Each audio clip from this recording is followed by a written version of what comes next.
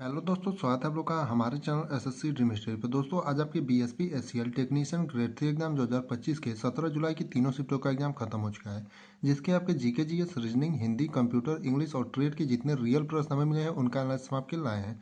उससे पहले अगर आप लोग चैनल पर नए हैं तो चैनल को सब्सक्राइब करिए और वीडियो को लाइक करिए और अपने दोस्तों के साथ ज़्यादा शेयर करिए। और इसका अगर आपको पीडीएफ चाहिए तो आप लोग जाकर के टेलीग्राम चैनल पर जुड़ जाइए, जिसका लिंक हमने डिस्क्रिप्शन बॉक्स में दे रखा है। तो आइए देखते हैं आज आपके 17 जुलाई की तीनों शिफ्टों में कैसे कैसे क्वेश्चन पूछे गए थे। वैसे आज क्वेश्चन तो ज़्यादा नहीं मिले हैं, क्योंकि आप लोग बता रहे थे कि पेपर जो है टफ आया था, इसीलिए क्वेश्चन कुछ ज़्यादा नहीं मिले हैं। बाकी आप लोगों में से जो भी लोग पेपर देकर आए हैं वो लोग कमेंट में क्वेश्चनों को भेजेंगे जरूर।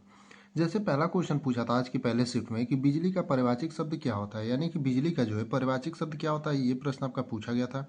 तो जो आपका बिजली का पारिभाषिक शब्द है दोस्तों, ये तो आपका ऑप्शनल बेस्ड क्वेश्चन है। बाकी देख बता देते हैं आपको कुछ बिजली के पारिभाषिक शब्द, जैसे विद्युत, चंचला, चंपा, क्षण प्रभा, क्षणिका, इंद्रवज और कर्का हो जाएगा। बाकी आप लोग कमेंट करके बताइएगा कि आपके ऑप्शन में दिया क्या था।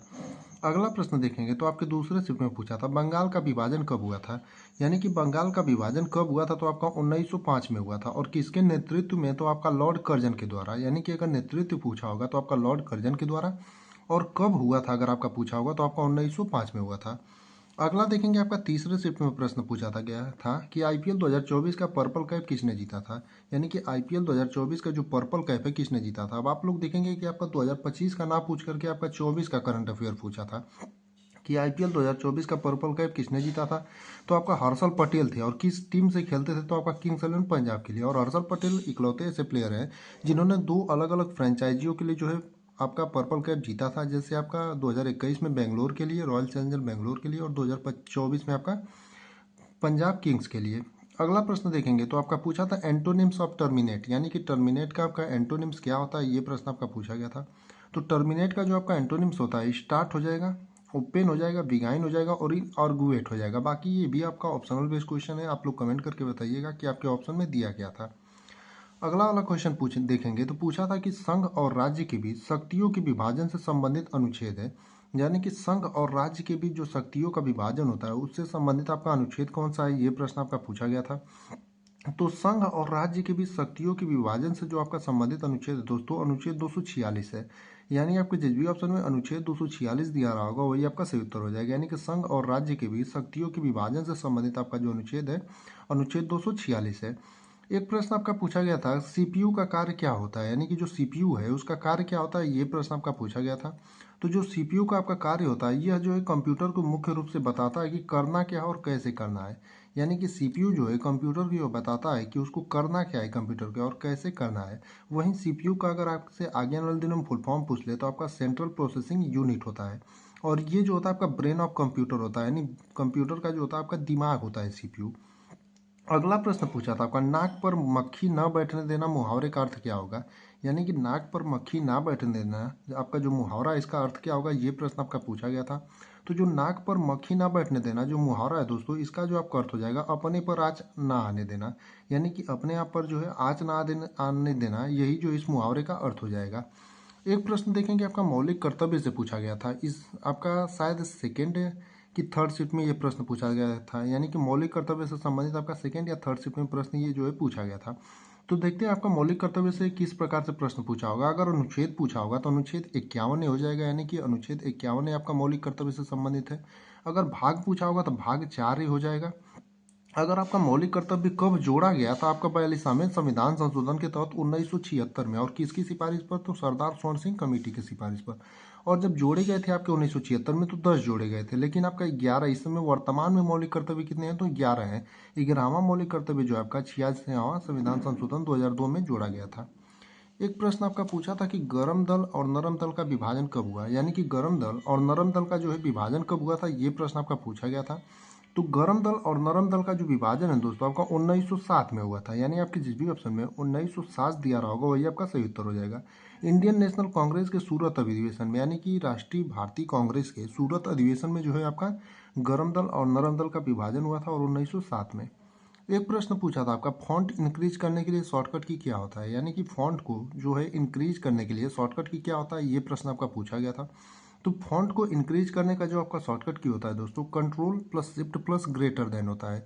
यानी कि आपकी जिस भी ऑप्शन में control plus shift plus greater than दिया रहा होगा वही आपका सही उत्तर हो जाएगा। यानी कि फॉन्ट को जो है इंक्रीज करने के लिए आपका शॉर्टकट की control plus shift plus greater than होता है। एक प्रश्न था ज्योति तीव्रता का मात्रक क्या होता है, यानी कि ज्योति तीव्रता जो है उसका मात्रक क्या होता है, ये भी प्रश्न आपका पूछा गया था। तो जो ज्योति तीव्रता होता है दोस्तों उसका मात्रक आपका कैंडिला होता है। यानी आपकी जिस भी ऑप्शन में कैंडिला दिया रहा होगा वही आपका सही उत्तर हो जाएगा।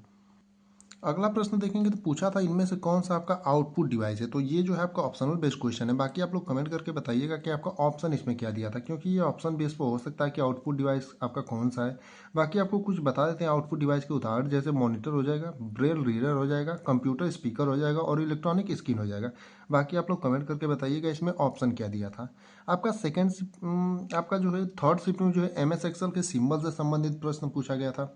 वहीं बात करें, आपका एक क्वेश्चन पूछा था सेकंड शिफ्ट में आपका MS पावर पॉइंट में प्रेजेंटेशन शुरू करने की शॉर्टकट की क्या होती है। अगर डायरेक्टली यही पूछा होगा कि MS पावर पॉइंट में प्रेजेंटेशन शुरू करने की शॉर्टकट की, तो आपका F5 हो जाएगा। नहीं तो अगर ऐसे प्रश्न पूछा होगा कि वर्तमान स्लाइड से MS पावर पॉइंट में प्रेजेंटेशन स्टार्ट करने की शॉर्टकट की, तो आपका शिफ्ट प्लस F5 हो जाएगा। बाकी आप लोग कमेंट करके बताइएगा कि आपसे पूछा कैसे था। अगला प्रश्न पूछा था आपका इनमें से कौन सा कंप्यूटर वायरस है, यानी कि इनमें से कौन सा आपका कंप्यूटर वायरस है या फिर निम्न में से कौन सा कंप्यूटर वायरस है, ऐसे करके आपका फर्स्ट शिफ्ट में प्रश्न पूछा गया था। तो आपका ये भी जो है ऑप्शनल बेस्ड क्वेश्चन है। तो आप बाकी आप लोग कमेंट करके बताइएगा कि आपके ऑप्शन में दिया क्या गया था। आपको कुछ वायरस के उदाहरण बता देते हैं, जैसे Trojan horses virus, web scripting virus और बूट सेक्टर वायरस हो जाएगा। बाकी आप लोग कमेंट करके बताइएगा इसमें आपके ऑप्शन क्या क्या दिए गए थे। अगला देखेंगे तो आपका सुपर हीटर कंडेंसर का यूज पूछा था, ऐसे करके जो है आपका कुछ ट्रेड में क्वेश्चन पूछा गया था। अब ये भी जो है प्रश्न आपका एग्जैक्ट नहीं पता चल पाया है, तो इसे भी आप लोगों में से जो भी लोग पेपर देकर आए होंगे वो लोग कमेंट करके बताएंगे कि आपका एग्जैक्ट ये प्रश्न पूछा गया था। आपका राष्ट्रपति से संबंधित जो है थर्ड शिफ्ट में प्रश्न पूछा गया था। अब राष्ट्रपति से संबंधित आपका एग्जैक्ट प्रश्न थर्ड शिफ्ट में क्या था ये भी जो है पता नहीं चल पाया, तो इसे भी आप लोग जरूर बताइएगा कमेंट करके। और जो भी लोग पेपर देकर आए होंगे वो लोग कमेंट में जो भी बचे हुए प्रश्न होंगे, फर्स्ट शिफ्ट हो या सेकंड शिफ्ट हो या थर्ड शिफ्ट हो, उसे आप लोग भेज सकते हैं, क्योंकि ये जो प्रश्न होते हैं उनके लिए बहुत ही ज़्यादा उपयोगी साबित होते जाते हैं, जिनका आगे वाले दिनों में पेपर हो जाता है। अगला प्रश्न देखेंगे तो जहाज रानी के लिए नया आइकॉन किसे नियुक्त किया गया, ऐसा शायद क्वेश्चन आपका पूछा गया था। तो ये भी जो है प्रश्न आपका एग्जैक्ट किस तरीके से पूछा था ये तो नहीं पता चल पाया, तो इसे भी आप लोग जरूर बताइएगा कि जहाज रानी से संबंधित आपका एग्जैक्ट प्रश्न क्या पूछा था।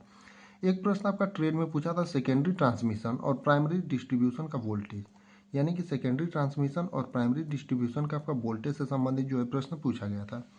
वहीं आपका ट्रेड में एक और प्रश्न था कि कौन से कॉपर का ज़्यादा प्रयोग करते हैं, यानी कि इसमें भी आपका एग्जैक्ट ये प्रश्न किस प्रकार से पूछा था ये भी नहीं पता चल पाया। तो कौन से कॉपर का ज़्यादा प्रयोग करते हैं ये प्रश्न आपका किस प्रकार से पूछा था, इसको भी आप लोग जरूर बताइएगा।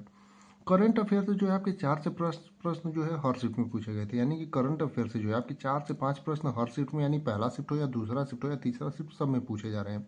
वहीं कंप्यूटर में आपका तीनों शिफ्ट में मिला लें तो आपका MS वर्ड से, एक्सेल से, पावर पॉइंट से, सॉफ्टवेयर से, इंटरनेट से और ईमेल से जो है प्रश्न तीनों शिफ्टों का ओवरऑल डेटा के हिसाब से पूछा गया था।